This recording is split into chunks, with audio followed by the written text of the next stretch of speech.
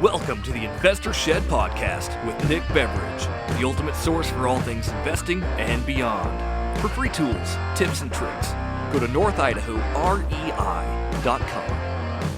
Today's episode features Kyra Beamis. Kyra is a team leader at Keller Realty in Alene, Idaho. After a career in restaurant management and ownership, Kyra switched gears and took on real estate and investing. She talks about her influences, transitioning into a full-time agent, team lead, investor role, and how well it pays off mentally and financially. Kyra Beamis? Yes. Am I saying that right? Yes, you are. I don't think I've ever said it out loud. Really? Maybe I have. You didn't say it wrong, so that's good. Most people say Kyra. Kyra? Kyra Beamis? Yep. Nope, it's Kyra. Well, Kyra, congratulations. I want to congratulate you. You just got Thank a prestigious, no, what kind of, how would you describe your job? Like, just in one word, or? Yeah. I don't think it's,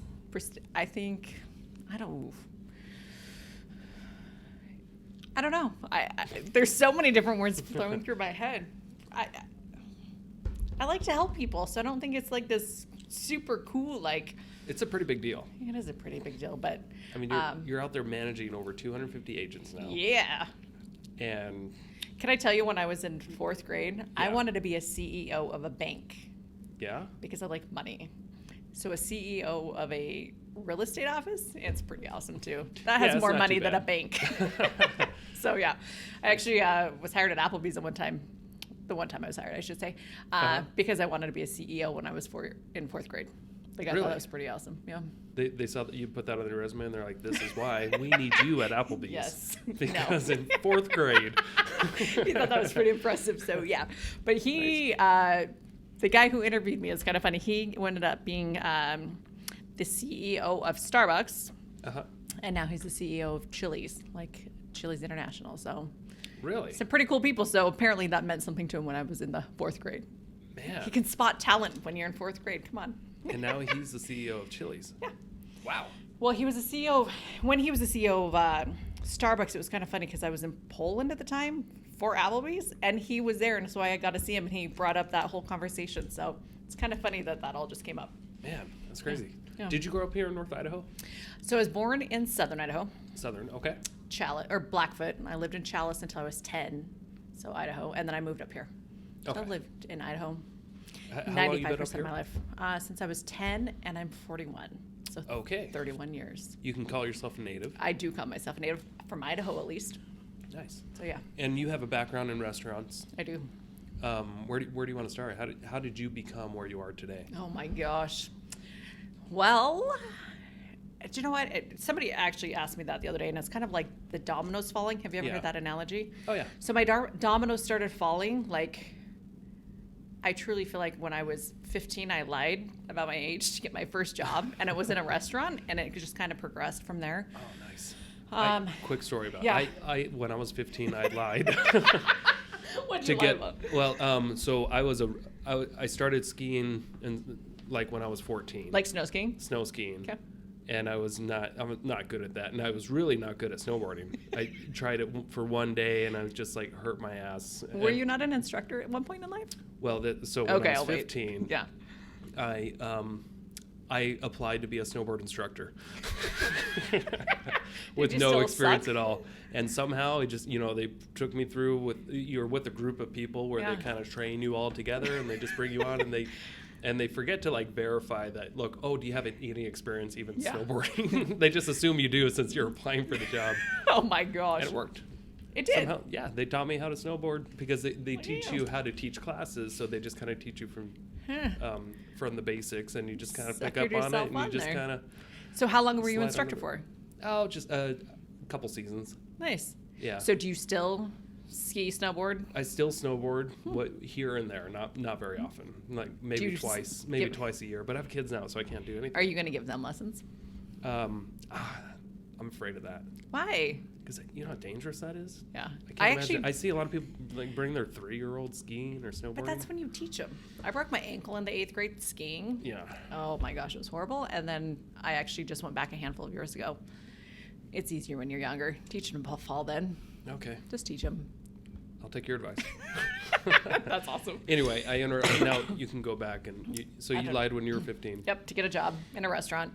And then in high school, DECA, like you had to pick what your career was going to be. And I'm like, I'm going to pick restaurant management. Ended up going that route. I think it was a whim. I don't know. Did you like really enjoy cooking and stuff? Or were you just like, I'll pick this on the list? Well, okay. Here, I'm going to backtrack just a little bit. I've always liked cooking. I've always liked food. However, I was a flight attendant. Decided to leave Coeur d'Alene for a moment in time. I hated traveling the world by myself. Like, my base was in Detroit, so I lived in Detroit in a hotel with 6 people. They were all 6 strangers. They're flight attendants, but whatever. Mm-hmm. But I missed home, so I came home, instantly needed a job, so I went into Applebee's applying because I needed to work. Mm-hmm. And they hired me as a server. I'm like, sweet, I'm going to make some good money. Summertime, like, I made bank. It was awesome. Mm-hmm. And then they asked me to go into management, and I'm like, all right, whatever this is going to take, I'll do it. So went into restaurant management, and then I stayed there for a very long time. Nice. So I worked for a couple companies, and I stayed at Applebee's for actually 16 years. Worked my way up, was a general manager. But in the middle of that, I actually left for a little bit because I bought a franchise. Was open for like 13 months. Which franchise did you buy? It was called Sana To Go. Okay. So it was like gourmet take and bake, like gourmet food. I had a building across from Costco, like in one of the little strip malls. Okay. Yep. It's now a tattoo parlor. Yeah, next to the Little Caesars. Yes, that's it. So tons of lessons learned, a lot of money lost. Went through a divorce then, filed bankruptcy, like because that venture didn't help. And it also didn't help that it was 2008, 2009 that I decided to buy a franchise. Yeah. Because that was the fun thing to do then. Not. Well, what got you interested in going that route? And because a lot of people, going from an employee to I'm gonna buy a business, like there's a real mind shift there, isn't there? Or did you always want to own a business someday? Because that's a totally different. It is a totally different. I always wanted to buy a business and own a restaurant of sorts. My dad was always self-employed, so I saw what it took, and I don't even know why I would have want to sign up for that. Because I mean, a lot of times it put our family through hell, like thick and thin, and you have money, then you don't. But I've always wanted to own a business. And so I'm like, sweet, I have a little bit of money. I'm going to go ahead and try it. So you did that right as the economy was collapsing. Yep. Did you fire employees? Or was it just you? Well, so it was myself and then my husband at the time, but he had a full-time job. So we did have some income coming in. So you fired him though, right? You got divorced? Yeah. He's out. Oh, dang it. Best fire ever. So my mom worked for me. My sister worked for me. They would go do door hangers like weekly. They put menus out. I mean, they did a lot of free labor, which my family is absolutely amazing. They've always helped.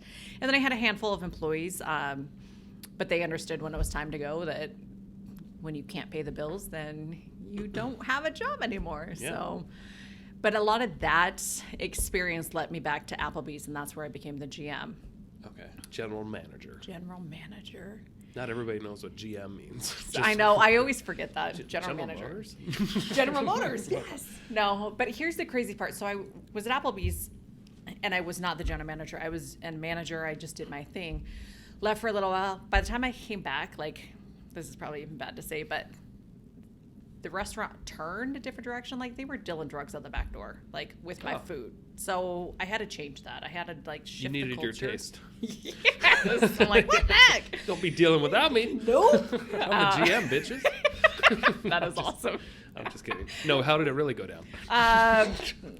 Actually, I had to change the culture, okay, from dealing drugs out the back to, running a very successful restaurant. It was fun. What kind of drugs? Well, Like the almost legal kind, or no, the really legit not legal. that? You're going to go to jail for a long time for them. Oh, okay. So the bad stuff. The bad stuff. Oh, the bad stuff. Yeah. You don't want that in your back door. No. Oh my gosh, that just went sideways. Anyway, no, you're good. And then was there for quite a while. And then I wasn't looking to change, and then God's plan made it. So I went to Buffalo Wild Wings. And then I was the general manager at Buffalo Wild Wings. And they're just like, come on. Let's come run a restaurant. There, you can be our GM. Yep. Run a sports bar. So yeah, it was fun. I was there for 4.5 years. Nice. Yeah. So now that you've been a real estate agent, how many years now? I'm into my third year. Third year. As far as workload and stress wise, what would you say the difference running a restaurant versus running a real estate business? So running a restaurant, you're essentially stuck in a building at least 60 hours a week. It's never ending. Like I would if the alarms go off and the cops have to do a walkthrough or whatever the case is, like employees need something, you're on call like 24/7, but at least in a building 60 hours a week. Okay. Are they playing like the same set of music over and over Yes. again? Like, does that kind of stuff make you go crazy? Yeah. Okay. I could sing every track that ever went through that joint. So it's not just on the radio, it's like a repeating track of No, it's a jukebox, but it was a handful of songs and that's all they played. That was annoying. Okay. Yeah. So back to the question, what's harder? Is it being a real estate agent or running a restaurant? Running a restaurant. Yeah. A lot harder because you have millennials that you're dealing with and 5,000 guests a week. Yeah. And people get hangry. Like they just want their food. Yeah. And if their wings are the wrong flavor, life is over. So I've had a lot of jobs. I've had like close to 30 different jobs. No, you haven't. Oh, yes. How? Okay. Well, I started when I was 9. I had a paper out, and I counts. pretty much always had a couple of jobs.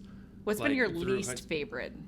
Well, I was just gonna say. So I worked as a waiter at Olive Garden while I was in my third year of real estate. Oh my gosh. But just for a little while, for like a couple of months. Okay. That was the most stressful job I've ever had. It is a stressful situation. I cannot believe how stressful it is to wait tables. It's bad. I mean, I would have nightmares every night. People do. Like, you'll hear things. Like, I would have servers coming to me crying. And I'm like, hey, it's burgers and beers, bitches. Like, stop. Like, you're fine. No, They're like, I've had a lot of jobs. It's not. It is Restaurants absolute are hard. hell. Like, if you're a waiter out there or waitress, stop it. There's everything else is better than what you're doing. Agreed. And because I've done a lot. Yeah. 30, a lot. You go work at KFC. It's way better. Yeah. It's hard. Money's probably not there, No, but you got to stop. restaurants are hard. Everybody should have to work It's in the not restaurant to know how to treat people. Like I always tip well, but now I tip better. My daughter just started at Texas Roadhouse, and she comes home with stories. I'm like, been there, done that, kid. Like, yeah, it's crazy. Yeah, definitely crazy. Real estate's so much easier, right? Most days. I guess depending on who you work with, but yeah, it depends on who you work with. Yeah, no, it's good. good. What got you into real estate? Because that's a big. I mean, you got a cush job, right? I did. You're a GM at BWWs or whatever they call it. B-dubs. B-dubs. Yep. Yeah, sorry. No, people do BWW. Yeah. I mean, you get free food for life. No, the UFC event. What are you doing looking at your phone? I know, sorry. It's vibrating. I had to put it down. No, you can watch all the UFC you want in life. You get all the UFC fights. Yep. All the Zags games. Why would you leave that to go, like, have a better career? And a better life and more hours with my family? UFC nights are my favorite. I broke up fights. Yeah. I don't know. Why would you leave that? I actually went through divorce number 2 because most people do that. Realized life is better without certain people, and I wanted more time with my kids. Okay. Because I didn't want them to be home, like running a restaurant. You don't get home till 2 a.m. I wasn't gonna have my kids home until 2 a.m. by themselves. Okay. So you thought, man, I can have a lot more time on my hands if I become a real estate agent. Yes. How true is that? Yeah, no. Actually, it's not bad. However, like, my kids can go on a showing with me, or they understand I can work from home and they're still around. There aren't as many restrictions. No, like, if you're trapped in a building for 60 hours, at least you can be at home for 60 hours. I don't mind working. Like, 40 hours a week is not existing in my life. Like, I have to work 60 hours. It's a mindset thing. Mm-hmm. So what got you thinking? What got you thinking real estate? So I was actually mentoring with Marie Pickford, and we were talking. We would go to lunch, and she would help me more of being women empowered, women in business, like women leaders. Yeah. And I was more talking with her about just wanting to invest. Like, that's what a lot of our conversations were that were around real estate. Invest in real estate, or just invest in No, in stocks, real estate. Okay. Real estate. How'd you meet Marie? Through Kevin which is I met Kevin through a sign call. Oh, okay. So I was looking, You were for, looking a for a house? Yep. Called him, and when I first called him, I said, hey, we wanted to be in the Canfield School District in this area of town. Yeah, we ended up buying in a complete different town. He thinks I'm probably a crazy lady on the phone. I sent him a list of like 20 houses I wanted to see in one day. He showed us one. Like, it just worked out. So, yeah, met Kevin through Marie. Met Marie through Kevin. Yeah, that's more Isn't like it funny? People, when they first start their house search, they want a certain type of house, and then they buy something completely different. That was it's the me. same. I sold cars for a while too, and Yeah. somebody always wanted a particular type of vehicle, and then they got something completely different. Like 80% of the time. Could you tell that when they were walking in? It was just a stat, so I just kind of assumed. Yeah, Yeah, they we have can no show idea. you. I put, I'm like, yeah, I'll show you what you think you want. Yeah, but then I'm going And to show you then what you really want. Well, no, I mean, it's just, you just sit there and talk to them for a while, and just, I can't remember. That job sucked, but. One of 30. So we've crossed off. Yeah, actually, it wasn't too bad. Just long hours. 3 of your 30 jobs we found out about. So we'll find out more. Yeah. There are more. That's awesome. Yeah. So just talking to Marie, and I was headed to a conference for Buffalo Wild Wings, and I was like dreading going. I didn't want to go, and that's when we started talking about maybe real estate should be an option. And so just more conversations, and we sat and talked, and this was the route that I was supposed to go. Okay. But in order to leave the restaurant, I needed to have so much money in savings. Yeah, because you don't get paid as an agent. No. There's and no I'm used to salary. a paycheck every 2 weeks. Like, I made some really good money, in my opinion, at that point in time. Yeah. And the salary was going to go away. And I was a single person with 2 kids that I support full time. So that was like an oh shit factor. How long did it take you to save up 6 months? Well, here's the crazy part. So we started this conversation, and I was originally, this was at the beginning, like January of the year, and I was going to give it until August on one of my birthdays. I don't remember what it was, because my birthday is August 7th. Okay. Was I was going to quit. I was going to have my money saved up. Everything was going to be good. And for some crazy reason, between taxes and God and like money, whatever, I was able to quit in April. Nice. So progress, like, I'm like, dude, I don't have to work in a restaurant all summer. This is awesome. And I have all this money. And so I decided, hey, I said, once I have 6 months, I'm done. Yeah. And I was done. So I gave my notice. But between there and that, I did real estate and restaurant for 6 months at the same time. Okay. Yeah. So you did the transition. Yeah, which That's was hard. a lot, because I would come in and make phone calls during the day, and then I would work night shifts. So I was working 60 hours a week in a restaurant and doing 30 hours a week doing lead gen and like making these calls that I was horrible at. I remember my first time starting real estate in Orlando, Florida, and I was working at Disney World at the time. There's another job and another job. That's 5. Yeah. I had different jobs within Disney World, my too. I was a gosh. lifeguard, lake patrol guy. That's crazy. And then after I started having seizures, they kind of told me not to work there for a while. And then they're like, hey, you can come work at an arcade. Oh my gosh. So I was working at an arcade, taking out trash one day, and I'm like, I got to finish that real estate exam. Yeah, I'm done. Done with the garbage. But I tried this slow transition. Yeah. I tried anyway. Yeah. But I remember being at the arcade and like kind of looking at my phone, it's just going crazy, and people want to see houses and stuff. And I'm like, I can't even talk to them for another 6 hours. This isn't gonna work. I remember just putting in a 2-week notice. Well, it's hard because you feel and bad I didn't have any savings. I didn't have any money. Oh my gosh. You know, I was on the verge of bankruptcy because of my seizure. I had no insurance, nothing like that. No vehicle. I didn't even have a car when I started. Oh my gosh. I had to. I did have this old motorcycle that I had a scooter that I traded for, but it rained all the time, so it was just embarrassing showing houses in the rain with motorcycle. Mr. Bicycle. Hey, don't mind me. I'm gonna dry off in the bathroom. That's crazy. So, do you still have seizures? No, I have not for 10 years. That's crazy. Well, I'm glad you don't have them anymore. I'm on the right medicine. Oh, good. I'm heavily medicated. Explains a lot. Whee! That's awesome. No, I'm glad I don't have seizures anymore. But good. It was a weird time. I grew into it, and all of a sudden just started having space off moments. Didn't know what was going on. Wow. And then I had like some grand mal seizures, and had them for like 2 months. Oh my gosh. Yeah, but they got me on the right medicine, and I've been good ever since. Wow. That's crazy. Yeah, just glad have to you're drink good. a lot more wheatgrass to To even yourself to out. even myself out. That's awesome. Anyway, forgot what that. But the transition's really hard, going from one job to another, and that's why when I moved up to Idaho, I wanted to make sure I had a good 6 months of savings before I went back into real estate, and I did that. But it was also kind of a curse. I wasn't as motivated because I had some cushion in the bank. I have some money. I don't have to work so hard. Yeah. And that's when I had to get a job at Olive Garden. We know how that ended. Anyway. That's awesome. Sorry about that. Interrupted. That's good. So it took you about 6 months to transition to a full-time agent? Yep. How long from when you got your license to when you got your first paycheck? It was a full 6 months before I got my first paycheck. Yeah, it's like, pretty normal. What am I doing? Like, I can't believe I'm signing up for this. Yeah.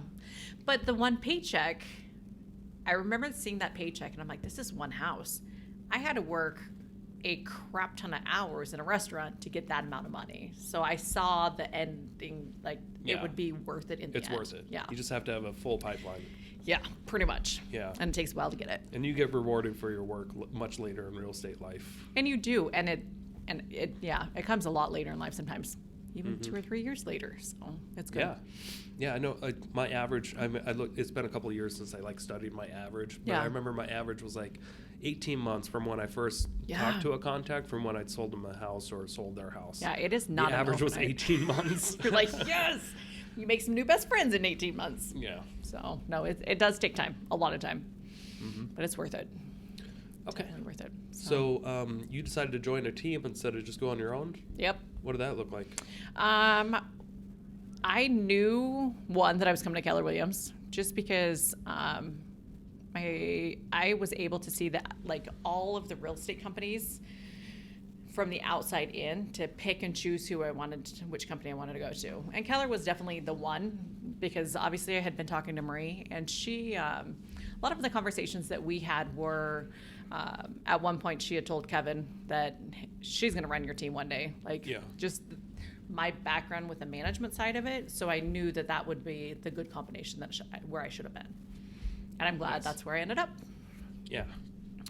I miss Marie. She's awesome. She's awesome. She helped mentor me. Well, unofficially kind of mentored me when we worked right across from a hall from each other for about a year. Oh, yeah. You'll get some good stuff from that. It's just interesting seeing just how busy she was all the time, but she handled it pretty well. Yeah, she did. Constant interruptions. And a little feisty, and it was definitely good. But you can learn a lot from people just even being next to you guys in your office. I think that people in your lives happen for a reason, but you can definitely learn stuff. I wouldn't have known that Sam had that house for sale if we weren't office neighbors it's definitely crazy. Yeah. There's a lot of deals you can do just right in here without an MLS, we can all work together. That's why you pick up good office. We're all in this together, y'all. We are. That's awesome. Ching. Yeah. Royalties right there. Okay. So it took about 6 months to get your first paycheck. How much was your first paycheck? It was $3,100. Okay. And I thought it was how much did you make at B-Dubs? B-Dubs, I was salary, but my take-home checks were $1,750 every 2 weeks. $1,750. So this was a month's worth of work. Yeah. In one transaction. Yeah. And the average time that you spend with a buyer? 20 hours max. 20 hours max. Max. So that's about half of the average. Yeah. Because I know the industry average for working with the buyer is about 40 hours, and working with the seller is about 8 hours. I don't bullshit. No, just kidding. So that's good. Yeah, and that's not so 20 hours to make about what you made in a month with how many hours? 60 hours times 4. 240 hours. 240 hours to make the return on investment was not well. Now, do you think how many people did you make happy at B-Dubs working in a month versus? I made a ton of people happy. I'm joking. Not buying homes or anything, but yeah, it was good stuff. Okay. So what did your first couple of years look like then? So my first year I made $55,000 in real estate. Okay. First full 12 months? Yes, Ish? because the first 3 months I didn't do crap. Because I was still really lead-genning and I was doing, months. I didn't get anything. So the first year was $55,000. $55,000. I'm like, yeah, it's not bad. But I was making $72,000 at Buffalo, and I'm like, am I doing the right thing? Am I really sure? But then second year rolls around, and then so Kevin and I talk about building a team. Yeah. We want to bring more agents. I like helping people, and the first 3 months I tried building a team with a couple of the gals, and it just didn't work out. And those 3 months that I tried doing that, I didn't do my lead gen, and I wasn't building my own business, which huge, like, it's not a setback. I just learning lessons, I should say. It's a hard balance when you're trying to grow a team and work in the business at the same time, work on it, and trying to get the right people that are on board. So it's amazing the people that can grow their teams. It's awesome. Yeah. So we decided that that's not the route that I needed to go, and I needed to continue to grow my bank account because it wasn't hurting. It was just like not growing. Yeah. So the next year, like if you take that first 3 months of this next calendar year, so in 9 months, that was the end of my second year, and I made over $200,000, $205,000. Nice. Which was awesome. It was a big difference. So I actually did that in a 9-month period because I decided to work, like do the job, got a lot of referrals, and made a lot of money. So how many hours at B-Dubs would it take to make $200,000? Oh my gosh, years. I think about that all the time. Seriously, 2.5 years, like 2.5 years. Yes. I mean, I got sweet seats to football games and basketball games and all that stuff. B-Dubs, I can just buy them now, which is pretty awesome. Yeah. But it was, definitely a crazy amount of difference. Is there a certain amount of money that, once you have it coming in where you don't really feel much of a difference? Once all your bills are covered plus more, like I kind of noticed it at like around $80,000. Yeah. I didn't notice much of a difference. Like I think last year I made closer to $250 or so if you include like commissions and flips and that kind of stuff. But I didn't really notice a difference in like my happiness or like no, it's or not. Like honestly, it's more stress. Like I was. Because I'm like, what am I going to do? Like now I have to make the right decisions, and you don't want to, like, we don't splurge. We live very simplistically. I still live off, I feel like the money that I put in savings a long time ago, we still have that. It changes like how you think about things. I still don't think that I have money like in savings. I still feel like I'm like, oh my gosh, I have to watch every little penny that I spend. Yeah. And I think a lot of that is we grew up essentially poor, and so I don't want to I don't want it to feast or famine. I want it to always be there. So, it's a little different. Nice. Yeah. So, can we talk a little bit about the house that you bought and that you basically fixed and flipped on your own? Like it was a live and flip. Yeah. Right. Well, can you tell us where you bought it, how much you bought it for, what is your financing like, and kind of go from there? So, I'll give you a little bit of the backstory. I had a house in Coeur d'Alene Place. When I got divorced, I stayed there and I kept it. And then I sold it. I decided to wake up literally one day and sell my house.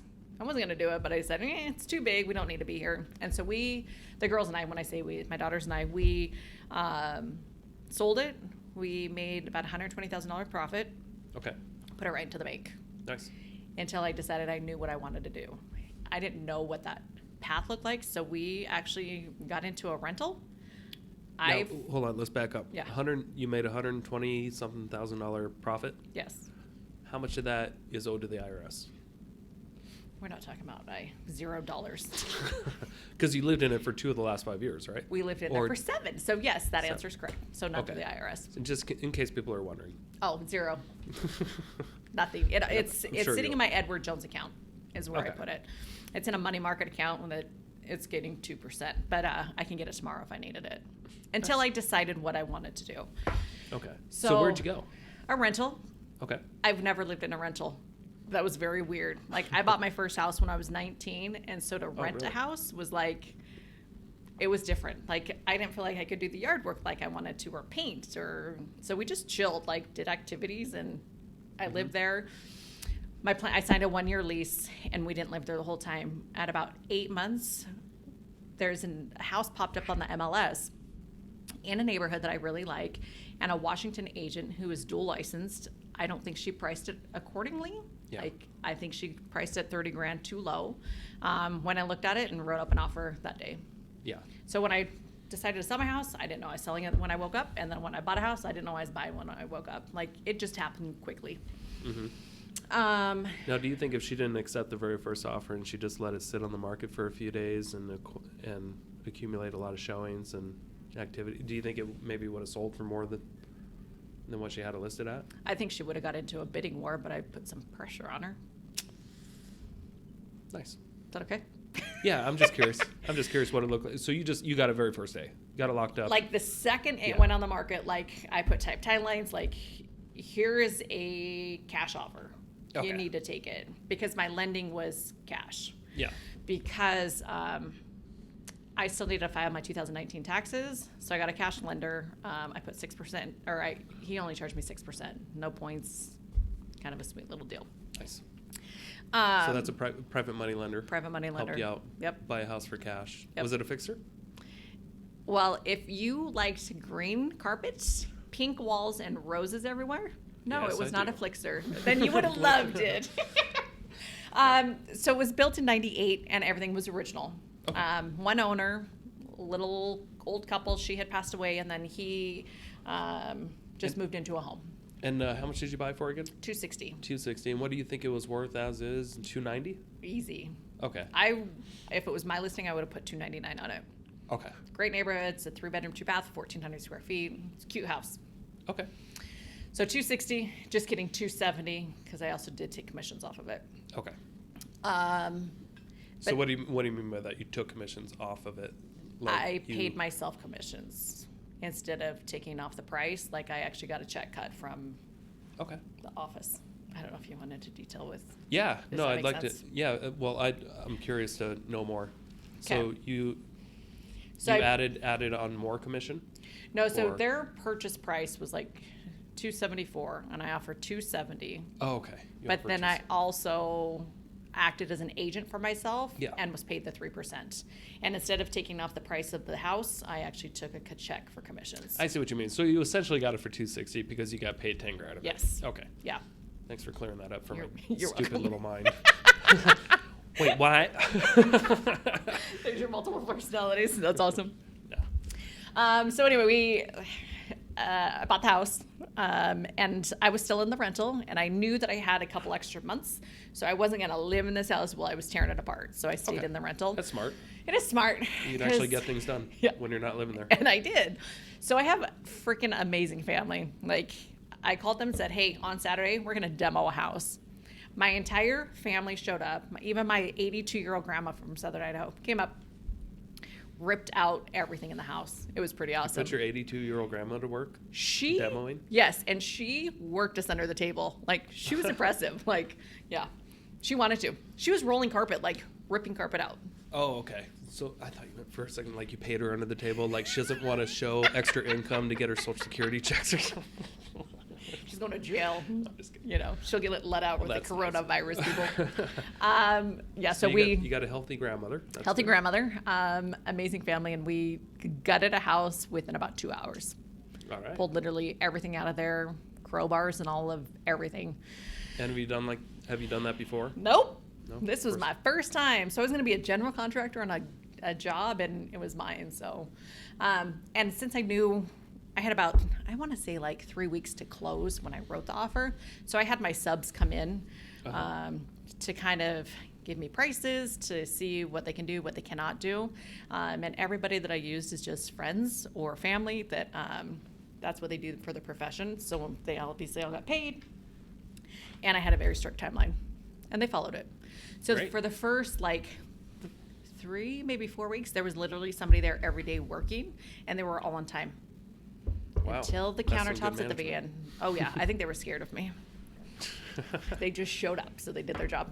So yeah, Yeah. Well, yeah, it was fun my stuff. renovations never go on time. So congratulations. That's awesome. But I didn't have to do like a ton of like electrical was small stuff. I didn't have to do plumbing and drywall and all that stuff. Yeah, but so you kept it simple. it was cosmetic. Yeah. Yeah. But I mean, cosmetic, that's where the profits are. Are you keeping that house then? Are you moving into it, or are you going to We're keeping it. Okay. At Where's it least at? over off Windy Pines. It's in Lake Forest. Oh, okay. Yeah. Cute, older, established neighborhood. Awesome little safe neighborhood. Nice. Yeah, so we're gonna live there. What do you think it's worth now that you did the reno? I would list it at $350, $350? Mm-hmm. And how much did it cost you to do the reno? $25,000, $25.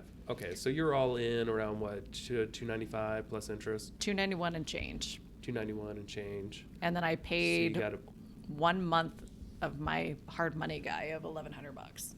So I'm not into it that much. I mean, so I have Wow. some profit sitting on there. That's great. So Yeah. so you basically created almost $60,000 in equity Yeah. by just jumping on a good deal. Yep.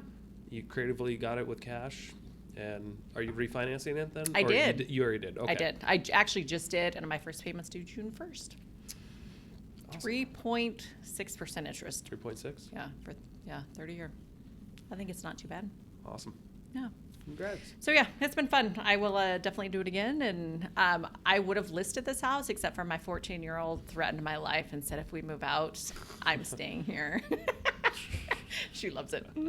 So Just get 4 more. Are your kids moving out as soon as they hit 18? Only if they want to. They can stay forever. Okay. No, one of them I'll probably go to NIC, and then the other's going to be a freshman this year. So we still have 4 or 5 more years at home. Okay. So what gave you the idea to just, hey, let's go ahead. Things are going great as an agent. Obviously, things are going fantastically well. Yeah. How about I take a huge pay cut Okay. and run an office full of ungrateful? No, I'm just kidding. Oh, I'm totally kidding. I did not say that. She did not say that. Yeah. I said it. What are you going to do? I'm ungrateful too. That's awesome. No, most of the agents here are wonderful. They are pretty There's amazing. a small handful that need to go. But you know what? That's in every office. But that's in every office. What gave you the idea to go ahead and let's Flip my life get a job upside again? down. Yeah. A lot of it was Murray. Uh-huh. I'm going to try not to cry when we talk about this. That's okay. We have no tissues here. That's awesome. Thanks for the shirt. That's awesome. She was, you're not supposed to do this. She was such a big influence in where I am that she at one point told Kevin that I would be the TL here and run the office. I truly think that's like my calling for people is to help them. Yeah. And the vision like that she had and Ben when they were here, in my opinion, got sidetracked for the last couple of years. And I knew what it meant to have it here. And with the agents and with Kevin and with even with Ben, just everybody that need to be brought back. There need to be good culture. Yeah, the culture got disturbed a little bit, but you're bringing it back in, and we appreciate that, and we can see it. I mean, With the you're seeing tears right here? No. Well, but you're authentic. Yeah. I mean, you truly care. I do. And Yeah. I thought that, I mean, I love my clients. I mean, and Kevin is still going to work with my clients if I have them. And that way that'll compensate me for some of, I can have referral fees because it's not all about the money, but I mean, Yeah. I haven't figured out how I'm still going to survive. Still got to make a living. Yeah. Yeah. But I feel like it's the position that I need to be in. Yeah. No, we appreciate that because we know like the TL position does not pay $200,000 a year. No, it does not. It doesn't pay half that, does it? Sometimes. I guess it depends on bonuses and how well you're doing. Right. But, a lot of it is bonuses and how the market center is doing. And it's how I'm helping the agents. Like my position, I'm supposed to help the top 20% in the office. So whoever's doing the most business is who I'm here to help.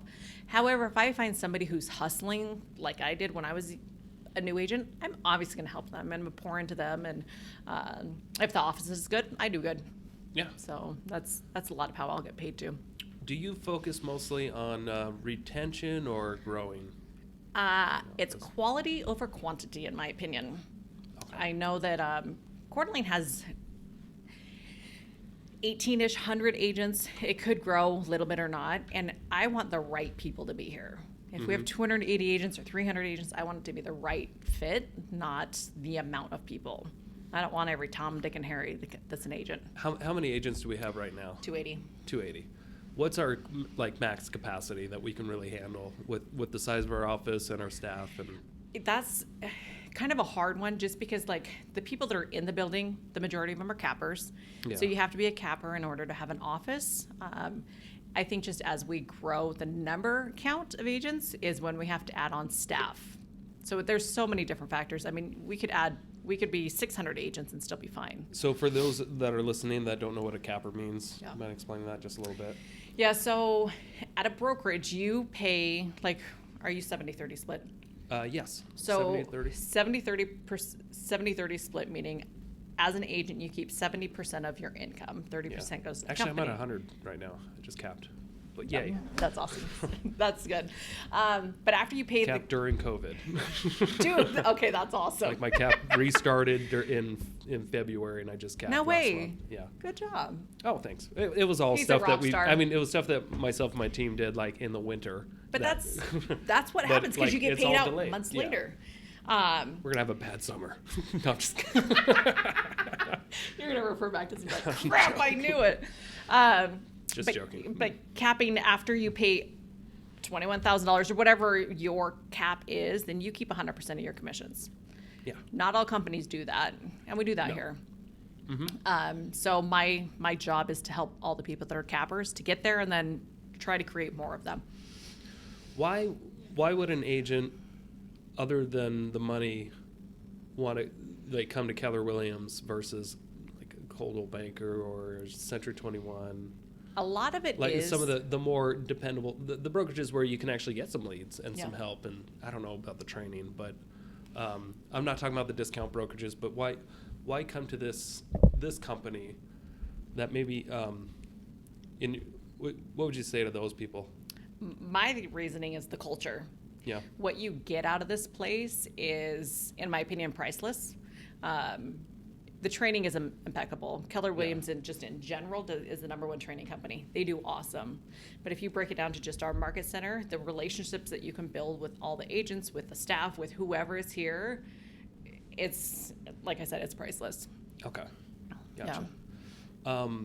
And can we dispel like a myth of like our office being a pyramid scheme? Can we talk about that a little bit? Yes, And let's do. how does profit sharing actually work, and why is it not a pyramid scheme? Okay, we're not a pyramid scheme. We're not an MLM. So profit sharing is seriously awesome. So Keller Williams in general, they don't advertise. Yeah. So we'll take this market center. So any of the profit that the company makes, because every company makes profit, the owners take 50% of it, and then 50% of it is given back to the agents, and it's distributed through profit share. Yeah. It's distributed through this international system. Like the Of money, 7 layers like you're deep. not paying agents directly. Like it goes to international, right? And then they route the money where it needs to go. Yeah. And and it's and- based on how many agents you've recruited. And the recruiting can be taken very lightly. Yeah, because it's not recruiting. recruiting. You're just simply, you may refer an agent or just a regular person. Yeah. Hey, maybe you should try out Keller Williams, or just check them out. Yeah. Who's the reason you're here? I That's it. And who was Yeah. why are you Well, here? mine's a little different. I came in off the streets in Florida. I had just I'm recovering from like this hospital brain seizure thing. Yeah. And I couldn't even drive, so I'm just walking around this neighborhood. Oh And my- Keller Williams, and I remember Keller Williams and Coldwell Banker and Century 21 were in this little area of Celebration, Florida, this Yeah. near Disney. And I'd walk the whole block, and I just remember the Keller Williams front desk lady being very, very polite and nice. Oh, did you name her? I didn't know I could. Oh. So I named some other asshole. And he should have said you should name her. But when I transitioned from Florida to Idaho, I was able to switch it to somebody who deserved it in Florida. Someone who actually mentored me there. Oh, So okay. mine was a little bit A little different. Okay. But I wish that was explained to me, or else Yeah. I would have just named this the front desk lady. Because she'd be making Because money off of you still. She would still be making money today. Oh, that's so 9 sweet. years later, and I've Yeah. got I think 9 or 10 people in my downline. Good for you. Um, Did you get profit share yesterday? I haven't seen it come through yet. Okay, go on your Kelly app and I hit did that profit today. share. Okay. It still showed the really low amount for March. Oh, my It only showed $3 March. for March. I got $3 for March. You did? I think Yeah. I had like 332. Yeah. I'll have to pull it up. I think so far this year it's been kind of a slower. I think I've only had $700 or so for the year. That's good. 700 or something. I wasn't much until But yesterday. last year it was an extra $5,000. That's I think the year crazy. before that was close, Good job. about the same. That's some good people And this is not. I mean, this is like residual income, that you will have. all based off just the only work I did was just telling somebody, hey, you should check out Keller Williams, Yeah. and then they talk to somebody else and they get involved, and then they and get I'm not excited somebody and else they do. talk to now. So Yeah. you say, hey, go talk to this person. No, I think that's amazing. It wasn't hard work, and it just pays in dividends. And for it a goes to your lifetime. family. It's past your lifetime, too. Like It Maureen could- Pickford. Yeah. She So had how's- profit share. Her husband still She gets passed it. away. And that money doesn't just go away. And I'm sure it's decent. It's very decent. I know Kevin's last year, he made close to $30,000 in profit share. And I think she was right around that number too. Yeah. It's crazy. So why is this money. different from an MLM though? This isn't a pyramid scheme. You don't have to sell anything. Like, it's just, these are profits that just go to the agents. I mean, there's no catch to it. It's just pouring back into the people that are building your company for you. Yeah. So to explain it a little bit deeper, like somebody that you recruit, you're not making money off of them directly. No, so it's based on, there's a lot of different calculations to it. So it's whatever you have sold, and if you haven't been capped, it's just a profit off of you versus the 7 people underneath of you, and it's like a big tree. So it comes off the split that the company gets. It's off the company, and the company split is pretty fair. Absolutely. It's like 70-30, and then it caps after about $20,000 if you're not on a team. If you're on a team, it's like half that. Right. It is.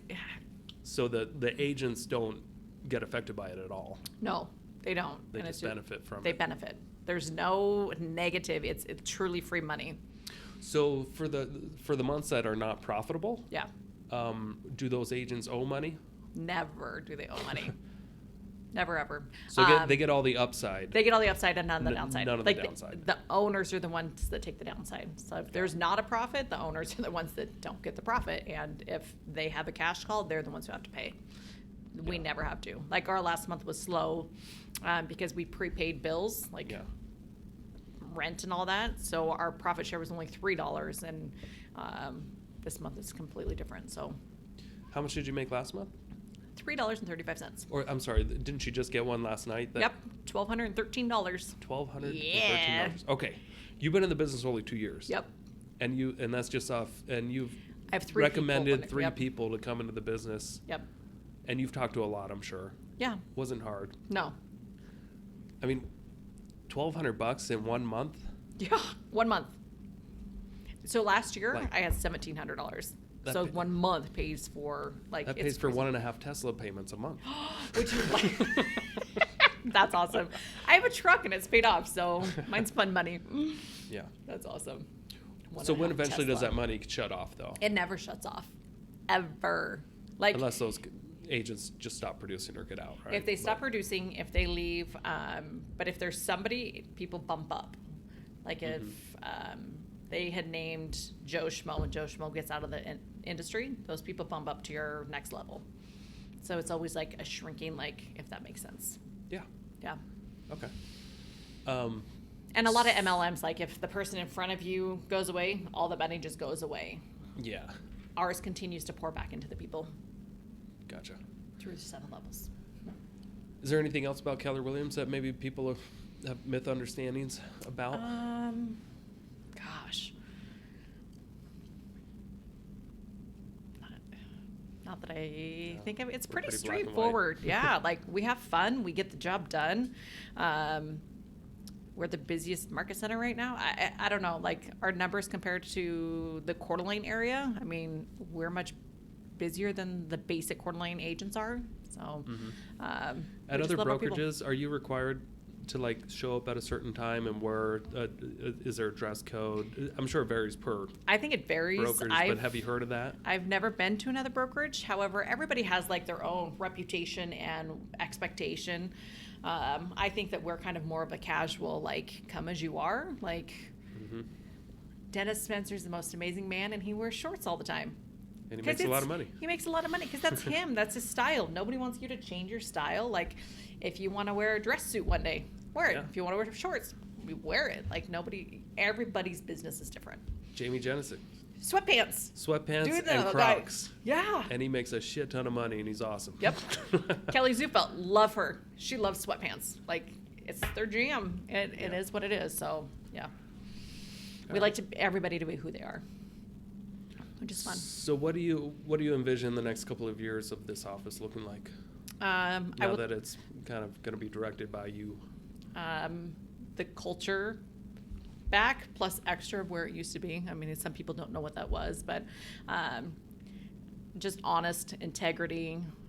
Number one, I'm very competitive, so I like my numbers to be where they need to be.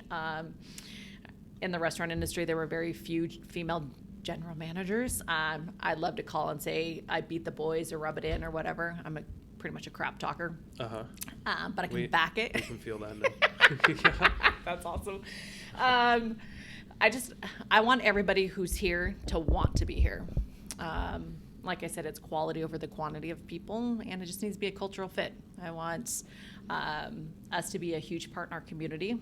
I love giving back, both Applebee's and Buffalo Wild Wings. That was my niche, was being in the community. Anything I can do to help kids, I mean, I just want to keep doing that. Great. Yeah. So if we could talk about your investments again a little bit. So the markets are obviously, they're a little iffy, right? Yeah, absolutely. With your nice cushion that you have, Yep. Are you planning on doing anything with that, like with either the stock market or commodities or real estate for investment purposes only and not just to live in? Well, some people buy silver, bars of silver. Yeah. Yes, actually. So Got those bars yesterday. Yeah. That's awesome. You should have brought one. I wanted to hold it. I know. They're in the safe. That's good space for them. My goal this year is to purchase 2 investment properties. Rentals or flips? I would like to flip another home like I did and then sell it and then also have a rental property. A lot of it is what's going to come about. Obviously, being in this office, you can talk to people and get deals before they hit the market or whatever. But I would like to flip another house because I really enjoyed that, and I think it turned out great, and I made some great money. Have you heard of the BRRRR strategy? No. So this is great for people that want to flip houses, but they also want rentals. You can have the best of both worlds if you can find a great deal that you get for less than 30% of its 70% of its value. Take a 30% discount. Yeah. And then if you can fix it up and refinance it, fix it up, rent it out, then refinance it and pull some cash out in a Fannie Mae cash out refi, that cash that you get is tax free, unlike a flip.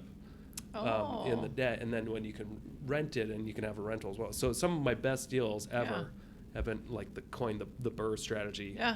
And it's just like it's flipping a house to yourself or to your banker. Yeah, makes and sense. you keep it as a rental, and you also get either X your cash amount back of or the extra excess, anything that's beyond 20% of what it's worth. Beyond sorry. Well, when you do a cash out refi, Fannie Mae, you're financing 80% of its value. Right. Typically. Yeah. Something like that. So if you have, just to keep it simple, $200,000 value on a house, and you're all in at 140 after your renovations and all that, you go to refinance it, you can get a loan for 160. It's rented out, it's cash flowing. That extra 20 grand just goes to you, and it's tax free. So it's like flipping a house to yourself. That's amazing. But when you go to flip a house, people don't fully understand just how expensive it is to sell a house. Yeah. Because even as an agent, you still have selling expenses. Yeah. Almost 10% is off the top with paying a buyer's agent, paying the buyer's fee or buyer's closing costs. Yeah. And you have to make it a little bit nicer than you would a rental. Yeah, because you have to cover every little base that's going to come up in an inspection. Right. With rental, you can still get a pretty nice appraisal, but not necessarily have to do everything. All this stuff. That makes sense. So, I mean, when you keep an investment property, you're still keeping all that equity. Instead, when you sell a flip, you're shaving 10% off the top in fees. Yeah. Plus whatever you make, you're going to have to pay ordinary income tax on. Right. So almost 30% of what you make, you're going to have to pay to the tax man. So I would just encourage you, if you want rentals, but you want to flip as well, consider flipping to yourself. I might have another conversation with you next time I go to buy something. All right. That's awesome. That's true. It's a good thing to think about. Okay. Because it's a lot of taxes. Yeah, there's a lot of taxes to pay, unless you have rentals. That really helps absorb. And the government, that's set up on purpose. The IRS code is written to encourage the incentive of people providing housing. And they give massive discounts to investors, not just because that they're cheering us on because we're making money, but we're doing a good service to the community. Yeah. You're providing housing, and you put your foot out there, Yeah. some skin in the game. Makes sense. Cool. Yeah. Cool. Anyway, That's good stuff. What just else? wanted. What else? I don't know. That's awesome. Good luck. Do you think our market's gonna crash? No. Why? I think we're very unique being one in Idaho. Our government is not like others. I think two, being Coeur d'Alene, we're a destination. It's a touristy area. We're going into our season, which definitely helps. Yeah. But that didn't stop us from crashing in 2008. Agreed. However, the crash in 2008 was caused by the mortgage industry. This did not happen because the mortgage industry, this is COVID. We didn't control this. Well, sorry for I'm playing devil's advocate on Go for purpose it. here. I also believe it's not going to crash as hard as I thought, but Right. what's to say? I mean, COVID's going to crash this area too. And it could. I mean, it could. I think especially with things opening back up, you never know. I think if the interest rates skyrocket, that's when we're going to be, oh crap, and then and the appraisers, as long as everybody can keep their stuff in check, but nobody has a crystal ball. Nobody knows, but that's just my gut instinct on it. Mm-hmm. I think we'll essentially be fine. Okay. Because people are moving here.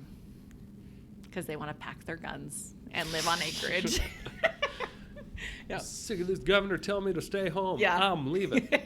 I truly Bringing think my that's guns. happening. Yeah. Yeah. Let's go to Idaho Yeah. in our buggies and wagons that we drive around and pick potatoes. I've had more leads come in the last 3-4 weeks than ever. Yeah, it's crazy. And people are And at home in we're front of not their computer. We're not really buying leads. They're just coming in They're just coming in. from all over the place. Yeah, people are Yeah. moving here. They want to live in the sticks. That's So what else about what's something fun about Kyra that nobody knows? Oh, I don't know, because I'm That's an open appropriate, book. but- Yeah, Just that's kidding. full disclosure right there. I not boring, but I focus on my work and my daughters. We do a ton of travel sports, and that's my life, and I love it. I wouldn't change it for the world. Right on. So yeah, I'm just a mom. Any good books lately that you recommend? Can I tell you one I don't recommend? Yeah, even better. Girlfriend, Stop Apologizing. Rachel Hollis. Everybody's saying you have to read this book. I hated it. Shut up. I'm giving it to you. I'm going to bring it in. And I couldn't even Just kidding. go through the first chapter. It's negative. I'm not negative at all. I'm just fun, outgoing. I haven't read it. I'm Oh joking. my God. I know you haven't. Somebody suggested it, and nope, can't do it.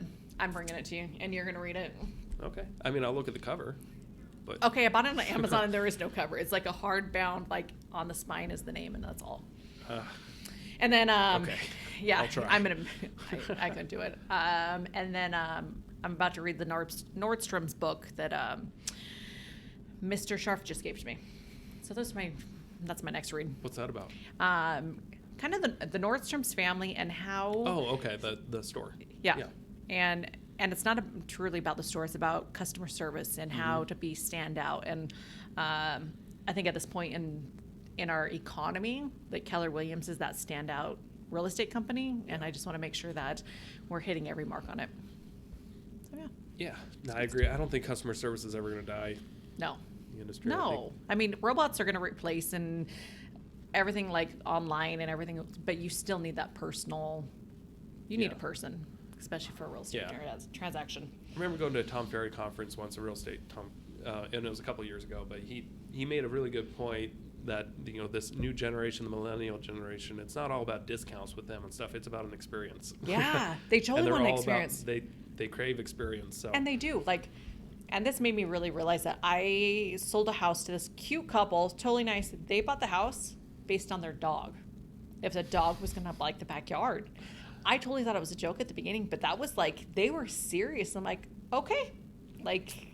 Yeah. They want an experience for their dog or their family or whatever the case is. Yeah. I've had clients like that. I'm just like, oh my, all right. okay, let's do it. So I don't know. You puppy loving it. Yeah, No. that's exactly. You're like, oh my gosh. So yeah, Puppy, that get was your pre-approval. Gotta bring him over and make sure he likes the backyard. Yeah. So that was definitely an eye opener. So yeah, experience. People want experiences. Yeah.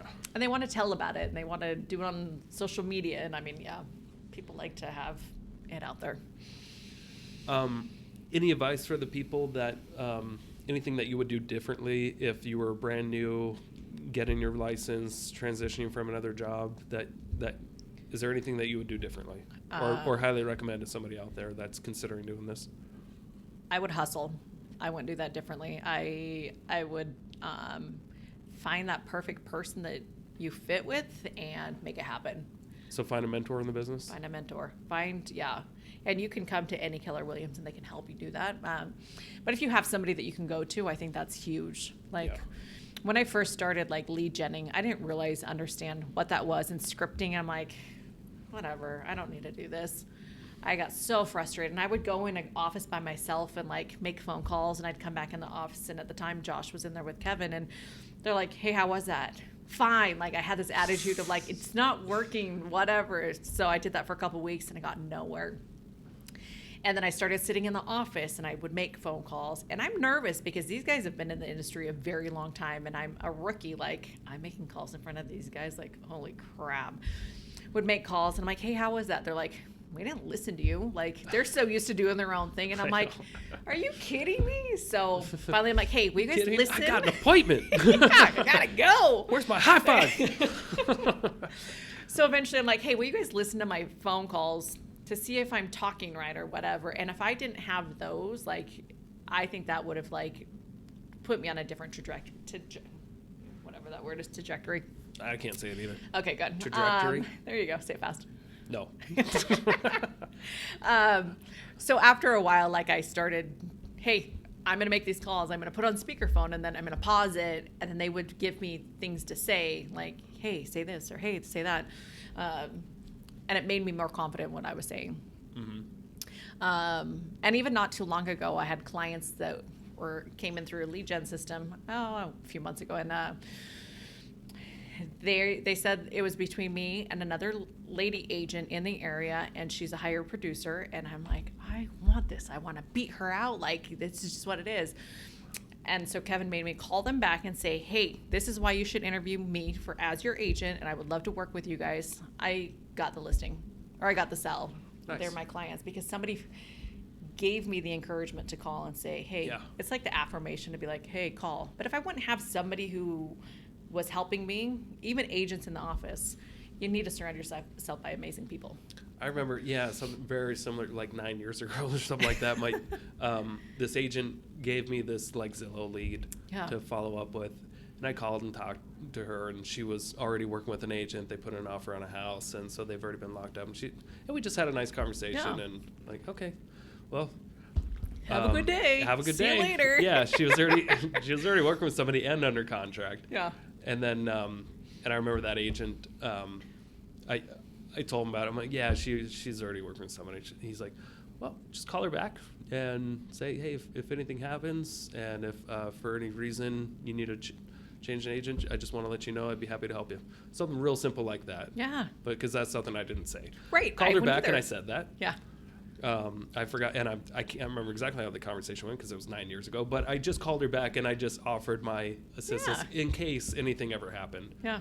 And I remember that person called me just a week or two later. They said, I fill out a contract. I hate this guy. Yeah. He never even showed me property. He just give me the lockbox combo to go drive. What? Oh my gosh. Well, it was Florida. So yeah. See you later. It was Florida, and they were all bank-owned houses. So that's crazy. That's all I was showing, or short sales. Yeah. So those it was are very safe to walk loosey-goosey. into by yourself. Oh my gosh. But I remember I got to work with them as a buyer. Yeah. Buyer's agent. But you wouldn't have that if somebody didn't give you the confidence to just call back and say. And offer my assistance. Right. And it turned out great. Sold my house. And then I remember after 3-4 years later, they called me to want to sell their house again. They had no idea I moved to Idaho. And I referred them to that agent who told me to call them. No way. And he went and sold their house, and I got a referral. Oh, so it's a full circle. Those are awesome. It's amazing. You should never just give up with somebody. No, and just calling back and say, hey, this is why you should interview me, or I'd love to meet you or something. And you have to have those people in your life to push you a little bit. You have to be not afraid to get rejected, too. Yeah, say no. That's fine. Yeah.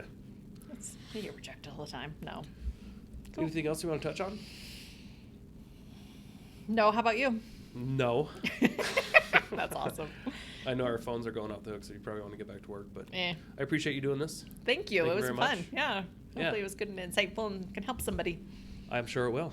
It better. Keep up what you're doing. You're doing great. Thanks. Hey, you guys too. You guys are killing it. It's pretty awesome to watch. And you guys are fun and entertaining to listen to, so it's good. I appreciate that. Yeah. We try. You guys do good. All right. Okay. Have a good day. You too. Bye-bye. Thanks for tuning in to the Investor Shed podcast. Please like the video and subscribe to the channel for instant access to all future episodes. If you or someone you know has investing experience or stories to share, reach out to us in the comments or via email.